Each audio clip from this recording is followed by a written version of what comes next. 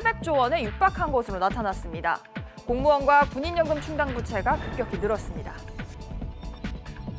지난해 주요 대기업 오너 가운데 CJ그룹의 이재현 회장이 부수가 가장 많은 것으로 나타났습니다. 전문 경영인 가운데서는 권오현 삼성전자 부회장이 4년 연속 연봉킹의 자리를 지켰습니다. 최근 표준 단독주택과 개별 단독주택 간 공시가격 차이가 크게 벌어지면서 정부가 조사에 착수했습니다. 서울 일부 지역에서는 두 공시가격 간 차이가 최대 7%포인트 넘는 것으로 조사됐습니다. 이번 주 세계 첫 5G 스마트폰 서비스를 앞두고 이동통신 3사가 모두 전용 요금제를 공개했습니다. 요금제는 확정됐지만 5G로 즐길 수 있는 서비스와 콘텐츠는 아직 부족하다는 지적이 나옵니다. 이상 이 시각 주요 뉴스입니다.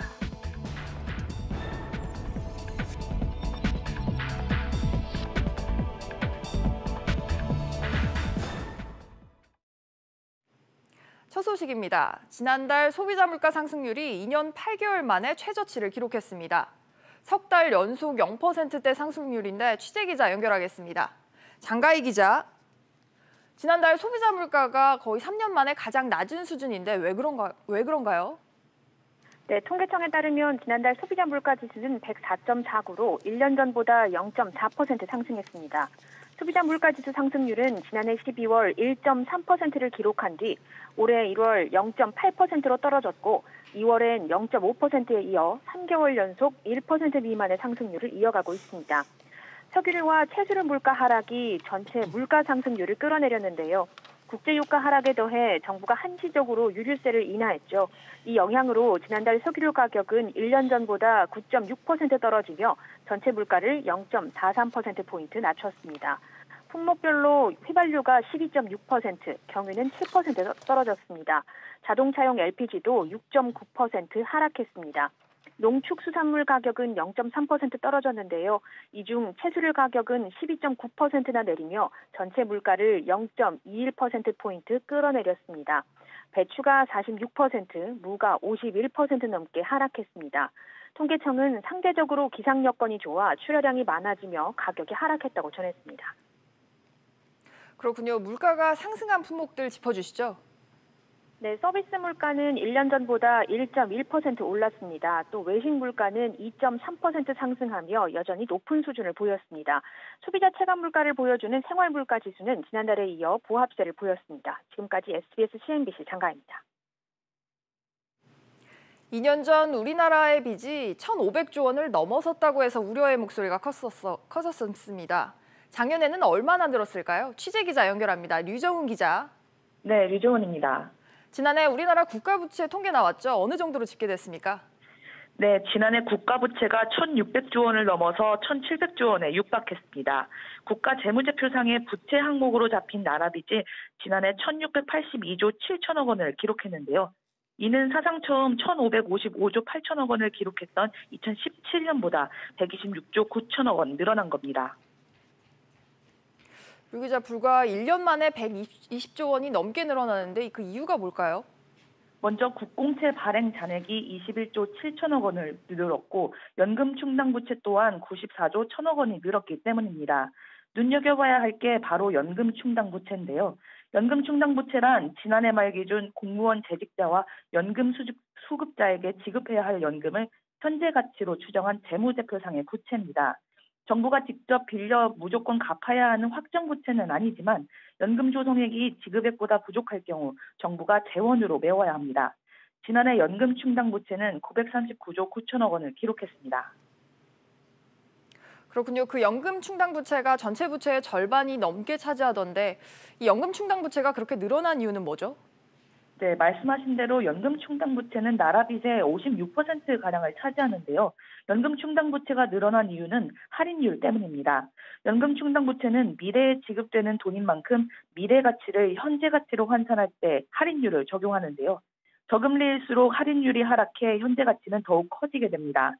기재부는 2009년부터 2018년까지 10년 동안 할인율을 평균해서 적용하는데요. 2009년 5% 정도였던 할인율이 저금리 기조 때문에 최근 1%대까지 떨어지면서 평균 할인율인 3.35%를 적용했기 때문이라고 설명했습니다. 네, 그런데 연금 충당 부채는 지급 시기나 금액이 정해지지 않아서 미확정 부채 채무라고 하잖아요. 그렇다면 국가가 반드시 갚아야 하는 확정 채무는 어느 정도입니까? 중앙과 지방정부가 반드시 갚아야 하는 국가 채무는 지난해 680조 7천억 원을 기록했습니다. 660조 2천억 원을 기록했던 1년 전보다 20조 5천억 원 늘어났는데요. 이는 GDP 대비 38.2%로 지난해와 동일한 수준입니다.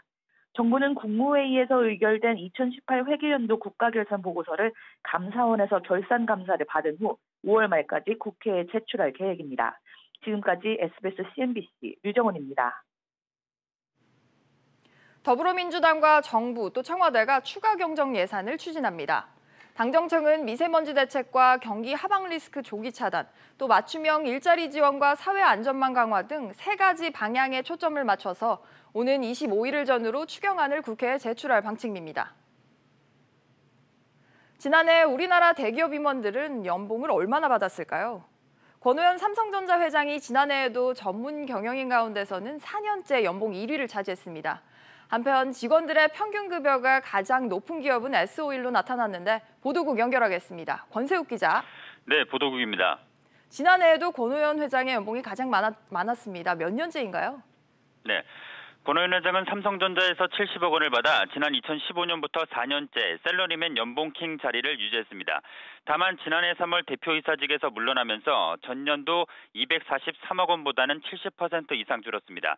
권 회장이 지난 6년간 받은 보수 총액은 692억 원에 달합니다. 관심을 모았던 이재용 삼성전자 부회장은 지난 2017년 3월부터 급여를 받지 않아 사업보고서 보수 공개 대상에서 빠졌습니다. 네, 그렇다면 대기업 오너 가운데서는 누구의 보수가 가장 많던가요? 현직 중에서는 이재현 CJ그룹 회장이 지난해 160억 원을 받아 가장 많은 보수를 수령했습니다. 이 회장은 지주사인 CJ에서 71억 원, 계열사인 CJ제일제당과 CJENM에서 각각 64억 원, 23억 원을 받았습니다. 전현직 기업 오너를 다 합치면 지난해 경영일선에서 물러난 이용렬 전 코오롱그룹 회장의 보수가 가장 많았습니다. 이 전 회장의 보수는 퇴직금 410억 원을 포함해 모두 456억 원이었습니다. 네, 또 이번에 미등기 임원들의 평균 연봉도 사업보고서에 공개됐죠? 네. 미등기 임원의 평균 연봉이 가장 많았던 기업은 삼성전자로 6억 7,300만 원을 받았습니다. 이어 SK하이닉스, SK이노베이션, 포스코가 5억 원을 넘겼습니다. 또 현대모비스는 4억 8천만 원, 현대자동차는 3억 8천만 원 내외로 나타났습니다. 권 기자, 직원들도 알아보죠. 직원들의 연봉이 가장 높은 기업은 어디였습니까? 직원 평균 급여가 가장 높은 기업은 S-오일로 1억 3,700만 원을 받았습니다. 이어서 메리츠 중금증권, SK이노베이션, 삼성증권 등이 그 뒤를 이었습니다. 삼성전자는 1억 1,900만 원이었는데 아무래도 직원 수가 많기 때문에 1인당 평균은 이들 기업보다 상대적으로 낮았습니다.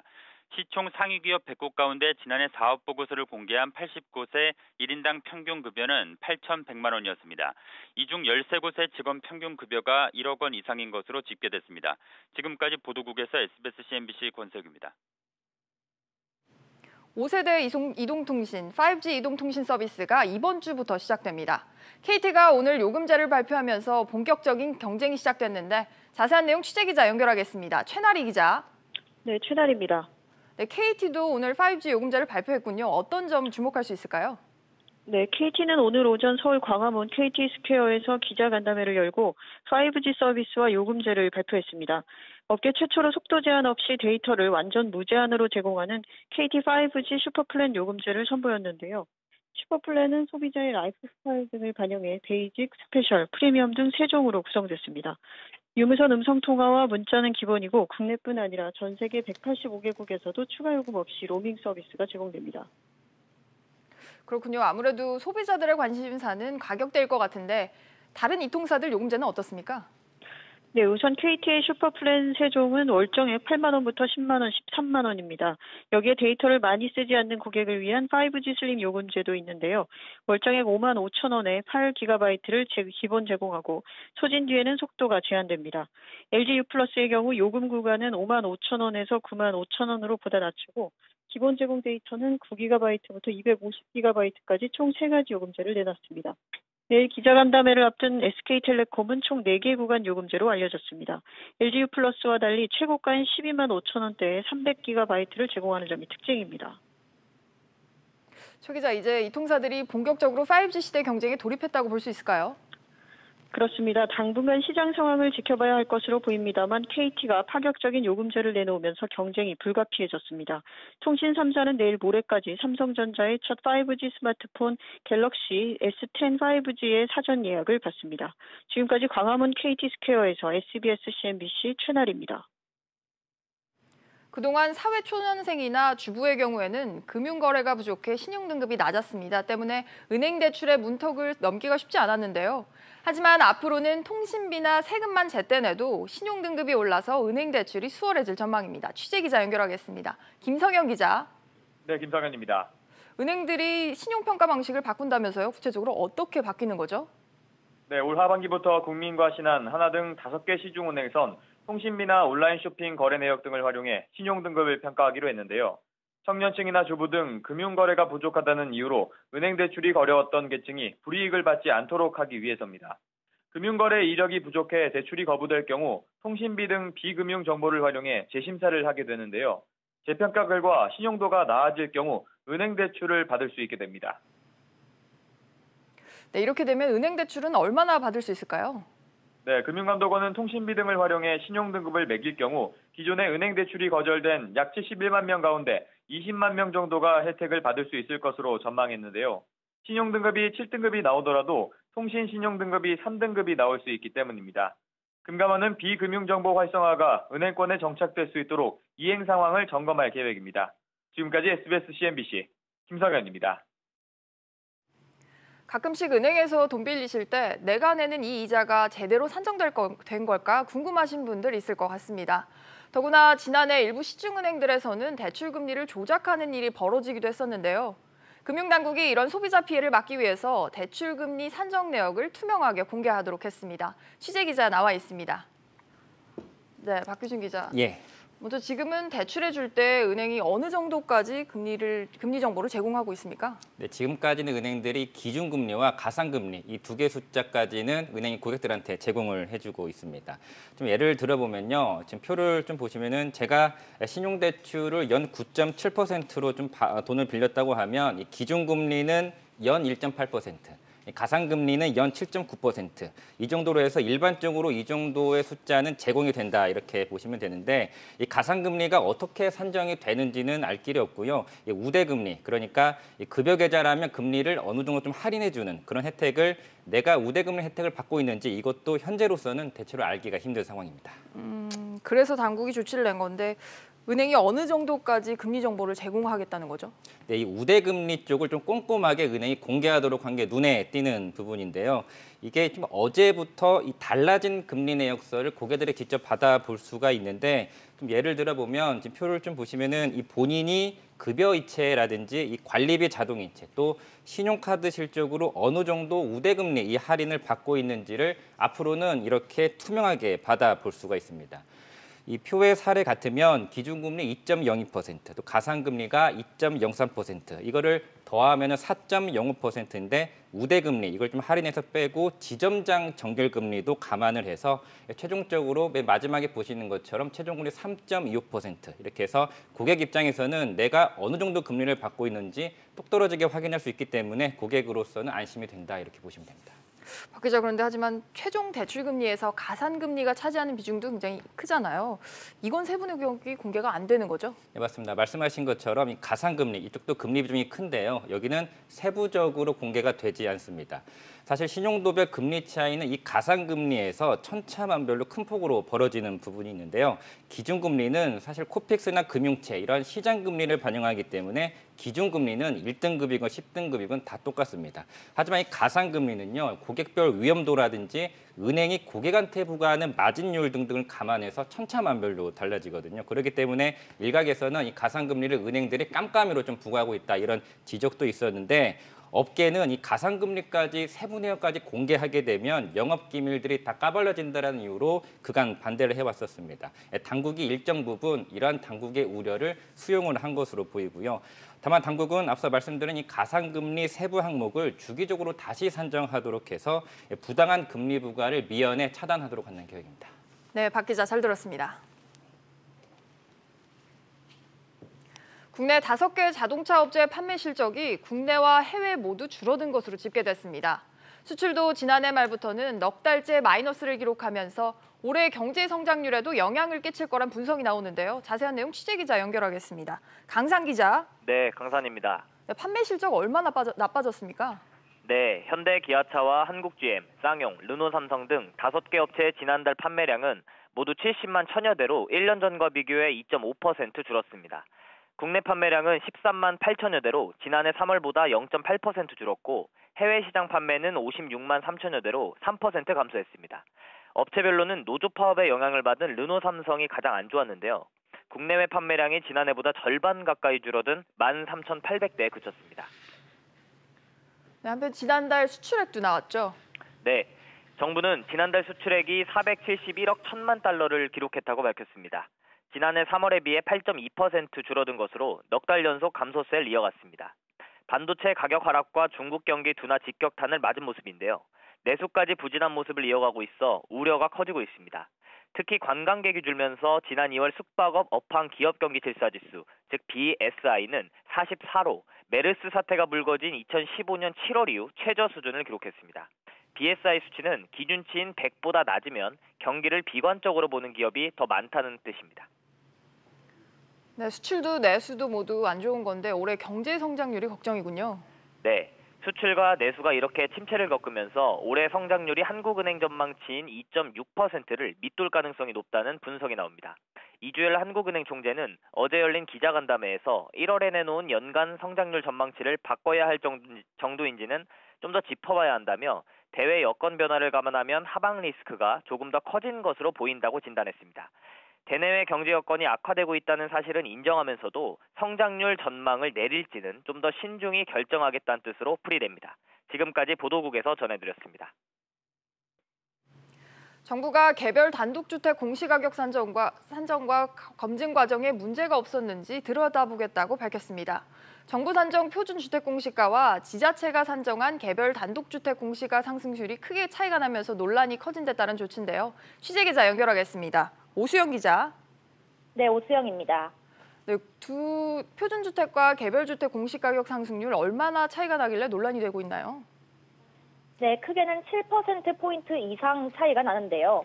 서울 용산구의 경우 올해 표준주택 공시가격 상승률이 35.4%에 달하는데 개별주택은 27.7%로 산정되면서 형평성 논란이 커지고 있습니다. 두 공시가격의 격차는 통상적으로 1에서 2%포인트 차이가 났었는데요. 올해는 크게 벌어진 겁니다.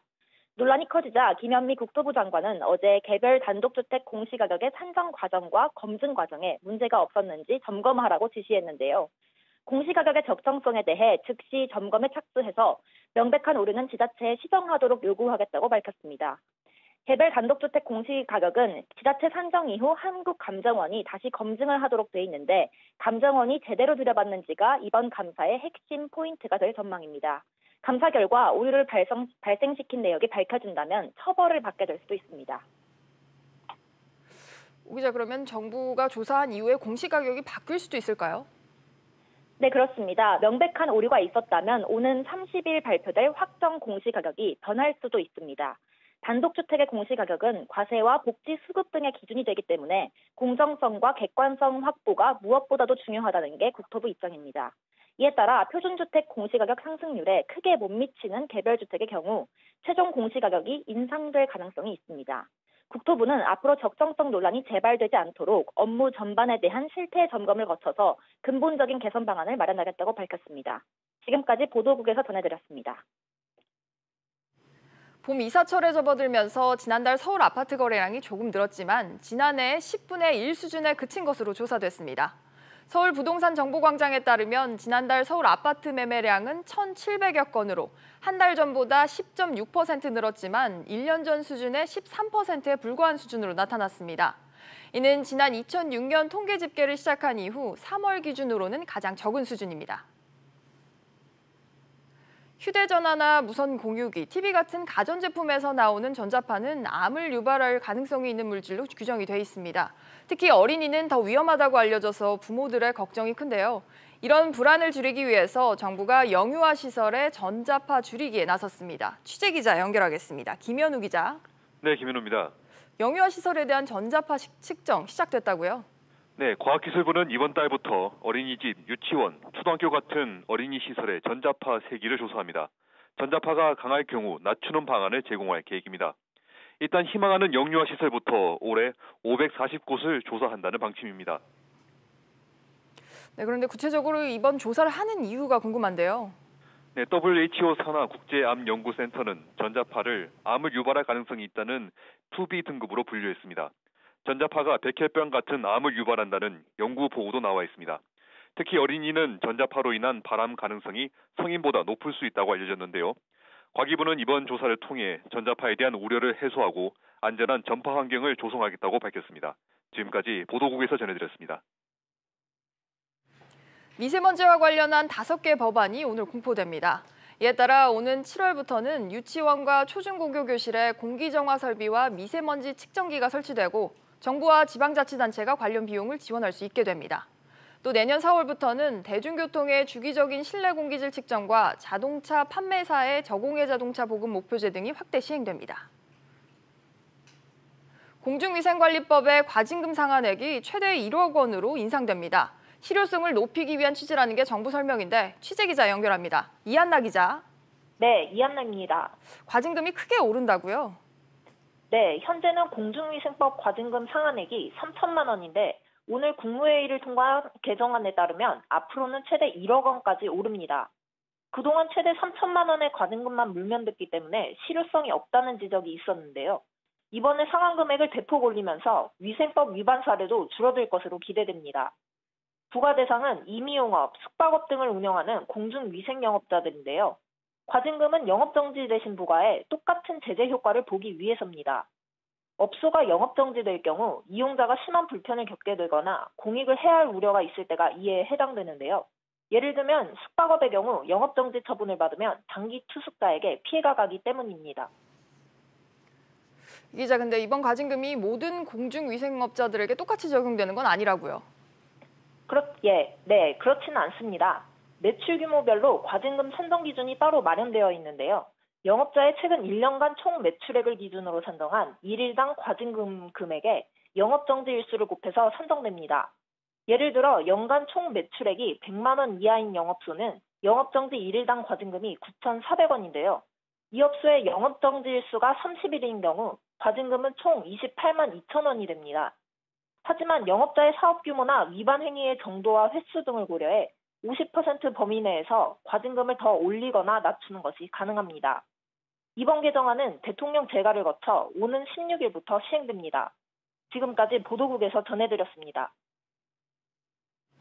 SK그룹 창업주 고 최정건 회장의 손자가 마약 구매 혐의로 경찰에 체포됐습니다. 인천지방경찰청 마약수사대는 마약류관리법 위반 혐의로 SK그룹 일가 최모 씨를 체포했다고 밝혔습니다. 최 씨는 경찰 조사에서 대마를 사서 투약한 혐의를 모두 인정했습니다. 경찰은 최 씨에 대한 구속영장을 신청할 방침입니다. 증시 상황입니다. 국내 증시 현재 오름세 보여주고 있습니다. 코스피 0.27% 오름세 2174포인트를 보이고 있고 코스닥 역시 0.26% 오름세입니다. 738포인트에 거래되고 있습니다. 오늘 주목해보실 종목들 차례대로 보겠습니다. 어제에 이어서 코오롱 생명과학이 현재 주목의 관심이 쏠리고 있는데요. 현재 9% 넘게 내림세 보여주고 있습니다. 반면에 삼성 바이오로직스 같은 경우에는 상승세입니다. 미국 제약사와 335억 규모의 위탁 생산 계약을 체결했다는 소식에 현재 4.89% 강세 보여주고 있습니다. 삼성전자와 SK하이닉스 같은 경우에도 동반 강세인데요. 지난해 연구개발비 용역이 나란히 최고치를 기록했다는 소식이 올라오면서 실적 개선 기대감이 높아지고 있습니다. 삼성전자 현재 1.33%, SK하이닉스 역시 0.13% 오름세 보여주고 있습니다. 마지막으로 현대차입니다. 지금 미국 자동차 안전당국이 현대기아차에 대해서 안전 문제 고강도 조사를 나선다는 소식이 올라왔습니다. 현재 0.83% 내림세 보여주고 있습니다. 지금까지 증시 상황이었습니다. 오늘 저희가 준비한 소식 여기까지입니다. 여러분 고맙습니다.